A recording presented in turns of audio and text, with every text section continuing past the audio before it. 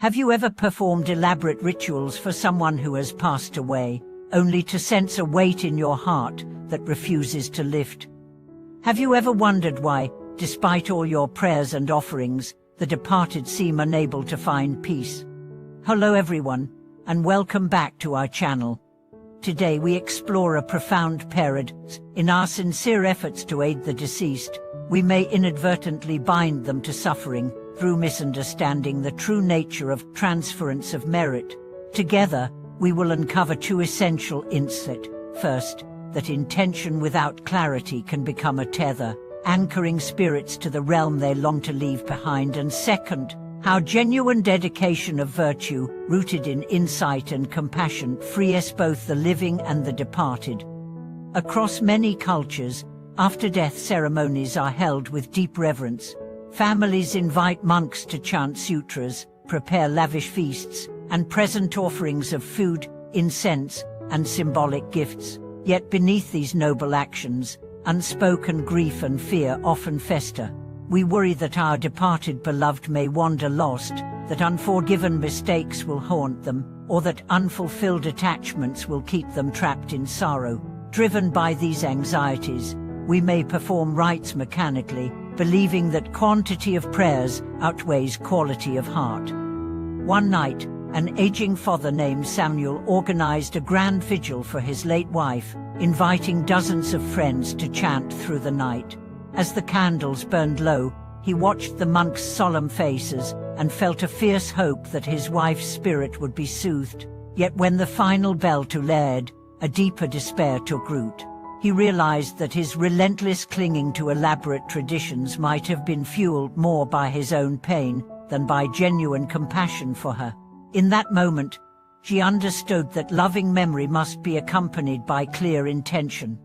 Buddhist teachings remind us that merit is not a commodity to be transferred like a coin, but a field of energy harvested through skillful means. When we dedicate merit to the deceased, the quality of our mind, whether clarity or confusion, radiates outward.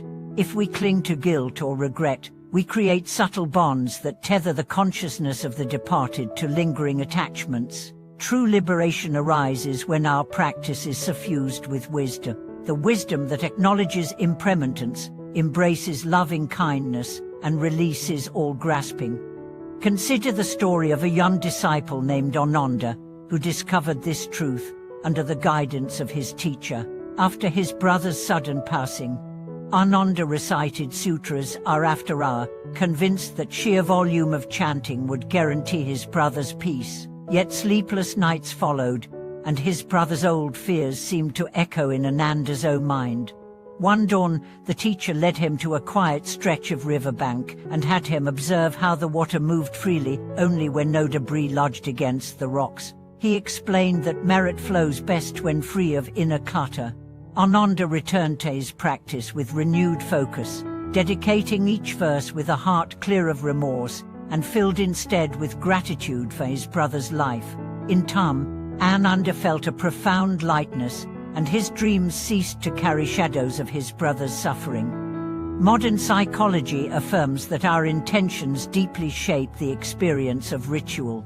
Studies in social neuroscience show that empathy, honesty, and focused attention engage neural circuits that amplify our genuine caring. In contrast, actions performed under anxiety or guilt trigger stress responses, which can permeate the ritual and undermine its healing potential. When we chant with open-hearted presence rather than frantic fear, we create a field of resonance that supports transformation rather than entrapment. To embody this understanding, begin by quieting the mind before any ceremony. Move beyond the checklist of offerings and ask yourself, am I releasing my loved one with love, or am I holding on through ritual? Feel the answer in your body. Allow compassion to warm your chest and intention to settle like a gentle breeze. Let each incense stick burn as a testament not to your suffering, but to your wish that the departed find release in the great flow of impermanence. As we continue, we will share practical methods for cultivating clarity in transference, how to align your speech, action, and visualization, so that every gesture becomes a living expression of liberation. We will hear from families who transformed their mourning into mindful tribute, and we'll explore how simple acts of kindness shared with community and the natural world extend merit far beyond the confines of any altar.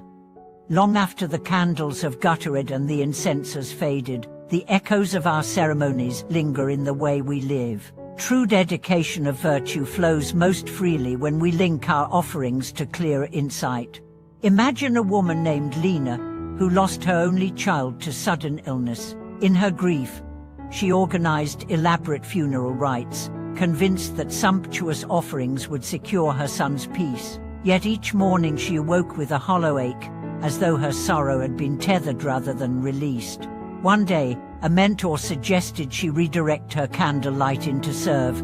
She began volunteering at the children's hospital where her son had been treated, whispering blessings for each young patient's recovery. As her acts of kindness multiplied, Lena felt her grief transform. In serving others, she dedicated every compassionate gesture to her child's memory, and gradually, the weight in her heart lifted.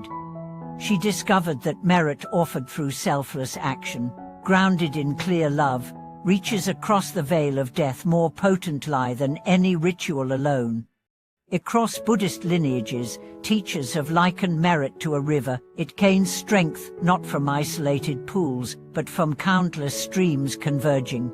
When we practice generosity, ethical conduct, and mental cultivation with mindful intention, we become tributaries feeding this great current. In dedicating merit, we imagine our own clarity as a clear pond, so that the waters of compassion we send forth encounter no sediment of unresolved grief. Each bow becomes an expression of surrender to impermanence, each offering of food a gesture of universal nourishment, each moment of silence a space in which departed consciousness can rest. Modern research in positive psychology reinforces this vision. Studies show that engaging in pro-social behavior, helping strangers, donating time to community projects, offering genuine support, elevates mood and fosters a sense of interconnectedness. When these actions are consciously dedicated to the well-being of those who have passed, they build a bridge between realms. The living mind, buoyed by gratitude and clarity, resonates with the subtle awareness of departed loved ones, inviting release from attachments that once bound them. This reciprocal flow of energy uplifts both the giver and the receiver, transforming grief into a living testament of compassion. In rural villages across the Himalayas, families have long practiced what they call a merit pilgrimage. Rather than remain at home in sorrow, they journey to sacred springs, carrying simple offerings: rice, wildflowers, a handful of earth. At the water's edge, they scatter these gifts, while silently dedicating the merit to ancestors and all sentient beings. They recite brief dedications: "May this virtue guide you onward." With each grain released, they envision burdens dissolving, both theirs and theirs alone, becoming shared burdens upon the great compassion of the universe. As they return down the mountain path, their steps feel lighter, as if the merit they offered has circled back to cradle their own spirits. Equally powerful are small, daily dedications woven into ordinary life. Aware that every breath sustains existence, we can offer each inhalation as a prayer for the departed, each exhalation as a gift of release. In the kitchen, when we wash dishes, each sweep of the cloth becomes an act of purification, not to erase memories, but to cleanse the heart of holding on.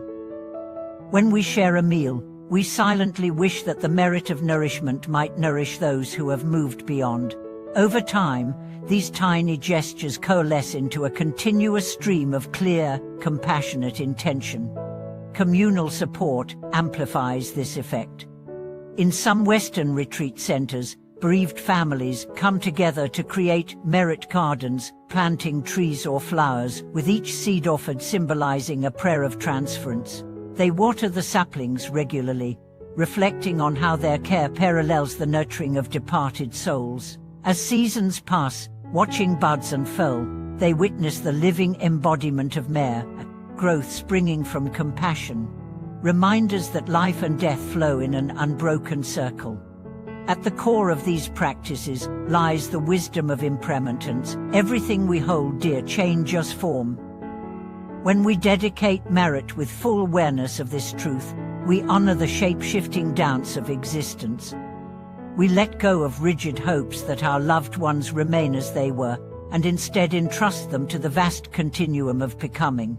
Our offerings become messengers conveying love into the unknown, freeing spirits to find new journeys rather than anchoring them to our sorrow. May these reflections guide you to cultivate a practice of pure dedication, one that aligns speech, action, and visualization in a living expression of liberation.